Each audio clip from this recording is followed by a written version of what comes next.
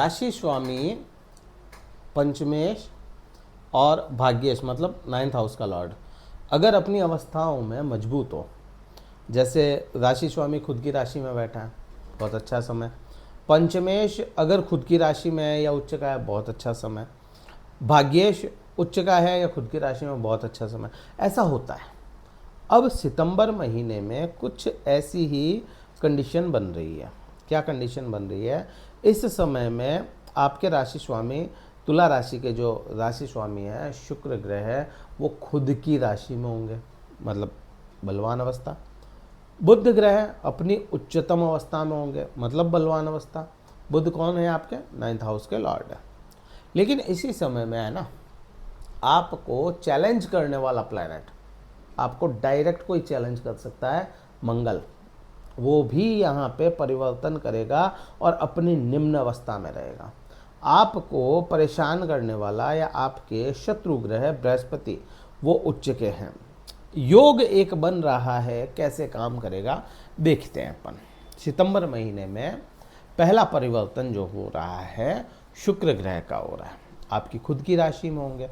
जब खुद की ही राशि में कोई ग्रह पहुंच जाए तो वो समय को, हर तरह के कार्यों को बढ़ाने का काम करता है। शुक्र बेसिकली, इसको आप, मैं एक एक पॉइंट बताऊंगा ना तो वीडियो बहुत लंबा चला जाएगा। सिर्फ इतना सा मैं बहुत शॉर्ट में अगर कहूँ ना, तो शुक्र इस समय में इतना तो आपको कॉन्फिडेंस दे देगा कि बिगड़े हुए सभी कार्य आपके ठीक हो जाए।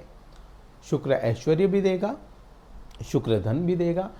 कहीं ना कहीं शुक्र आपको मजबूत स्थितियां दे रहा है। और सबसे बड़ी बात, डिप्रेशन, एंजाइटी या किसी तरह के दुख, दर्द, पीड़ाओं को शुक्र ग्रह कम कर रहा है। शुक्र की दृष्टि जो होगी वह आपके 7वें भाव पे होगी। अब इसका असर कैसा होगा ये थोड़ी देर बाद में बताऊंगा। क्यों बाद में बताऊंगा? क्योंकि इसका असर बहुत बड़ा है। अब यहाँ पे अगला परिवर्तन जो हो रहा है वह हो रहा है बुध ग्रह का। बुध ग्रह आपके त्रिकोण के स्वामी, आपके भाग्य के स्वामी, 9th हाउस के लॉर्ड उच्च के हो रहे हैं। अब तुला राशि का स्वामी शुक्र खुद की राशि में है, आपका जो भाग्येश है वह खुद की राशि में उच्च के हो रहे हैं। मतलब कहाँ पे जाकर के? 12वें भाव में जाकर के।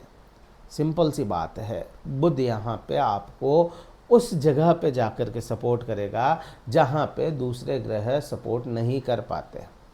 12वें भाव में आपको यह बुध जो है किसी भी तरह के आरोप प्रत्यारोप से बचाने का कार्य करेगा।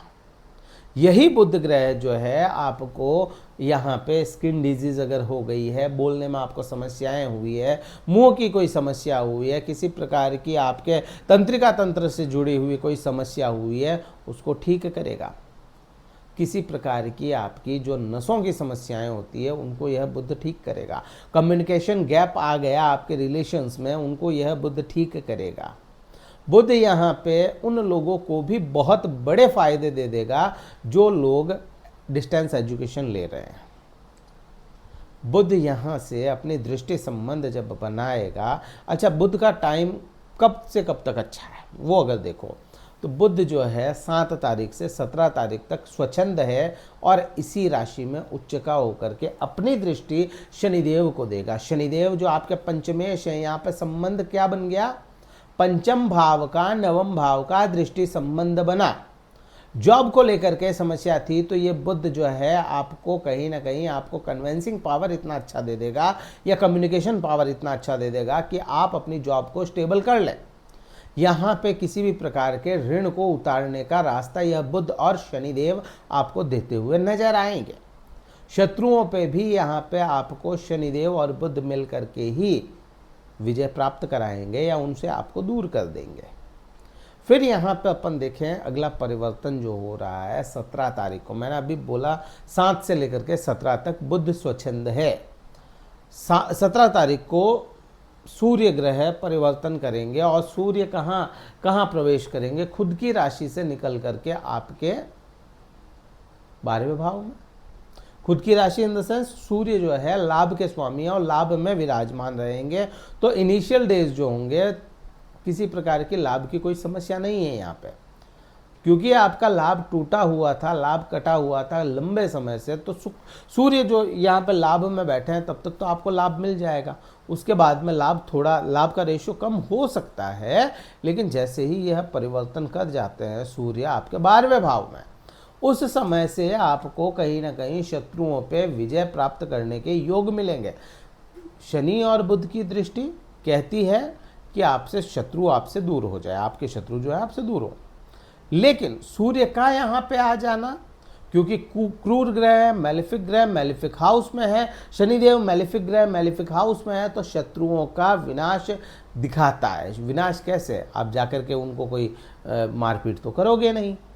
मतलब यही है कि आप इतने बड़े हो जाओ कि वो अपने आप कद में छोटे होने लग जाएं। तो यहाँ पे ये प्रभाव समझ में आता है। अगला परिवर्तन जो होगा सूर्य के भी अलावा, वह होगा 18 तारीख को मंगल का। मंगल ग्रह कहाँ जा रहे हैं? कहाँ जाएंगे? आपके कर्म क्षेत्र में। मंगल ग्रह जो है आपके लिए सप्तम का स्वामी है, धन का स्वामी है, और धन का और सप्तम का स्वामी जा कहाँ रहा है? कर्म में जा रहा है। यहाँ पे ये नीच का हो जाए तो अपने को फर्स्ट इंप्रेशन क्या दिखेगा कि भाई यहाँ पे तो ये नीच का हो गया, तो अपने को बिजनेस नहीं मिलेगा, पति पत्नी का व्यवहार खराब नहीं हो जाए, कहीं धन की स्थितियाँ खराब हो जाए। ऐसा नहीं हो रहा है, आप समझो स्थिति को। कोई ग्रह अगर जहाँ नीच का हो रहा है वहीं पे उसी भाव का स्वामी आकर के बैठ जाए, या उसको देख ले, या उस भाव में जहाँ वो नीच का हो रहा है वहाँ उच्च होने वाला ग्रह देख ले या बैठ जाए, तो उसकी नीचता को भंग कर देता है। तो इस जो युति है ना, इस युति को नीच भंग राजयोग कहेंगे।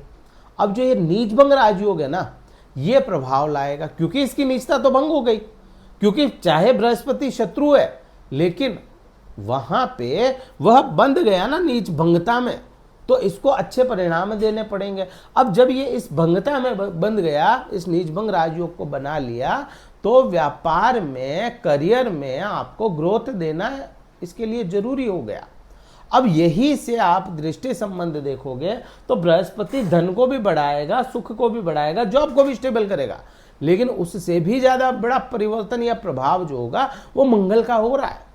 क्योंकि मंगल जो है अपनी चौथी दृष्टि से शुक्र को देखेंगे, और शुक्र ग्रह जो अपनी 7वीं दृष्टि से आपके 7वें भाव को देखेंगे, और 7वां भाव जो मंगल का भाव है, क्या यहाँ पे गलत हो सकता है?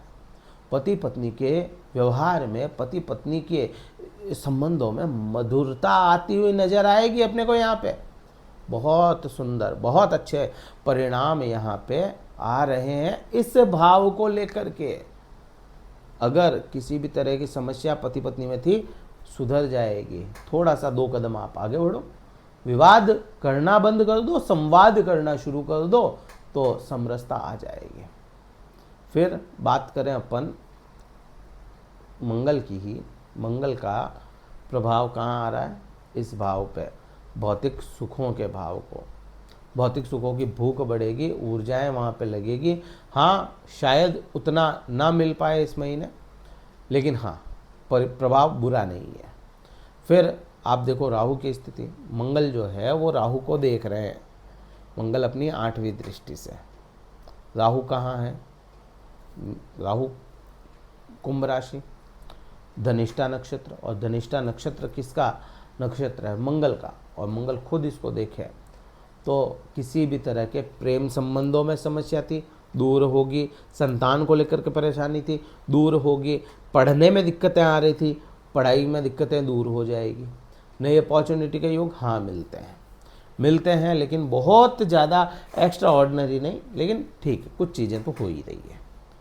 क्या उपाय करोगे? इस समय में आप कोशिश करें माँ लक्ष्मी की आराधना करने की। माँ लक्ष्मी की आराधना करें, कुछ घर पे मीठा बना करके उनको भोग लगाएं, और ओम शोम शुक्राय नमः का प्रातः समय जाप करें। 1 माला ये कर लीजिए आप, बस बहुत है, और कुछ भी करने की ज़रूरत नहीं। ये वीडियो कहीं ठीक लगे लाइक कर देना, शेयर कर देना, सब्सक्राइब करना चैनल को, और अगर कुंडली विश्लेषण करवाना है तो डिस्क्रिप्शन में कार्यालय के नंबर दिए हैं, व्हाट्सएप मैसेज द्वारा संपर्क करके अपना स्लॉट बुक करवा के फिर मुझसे बात कर सकते हो। इस वीडियो में इतना ही था। जय हिंद, वंदे मातरम, भारत माता की जय।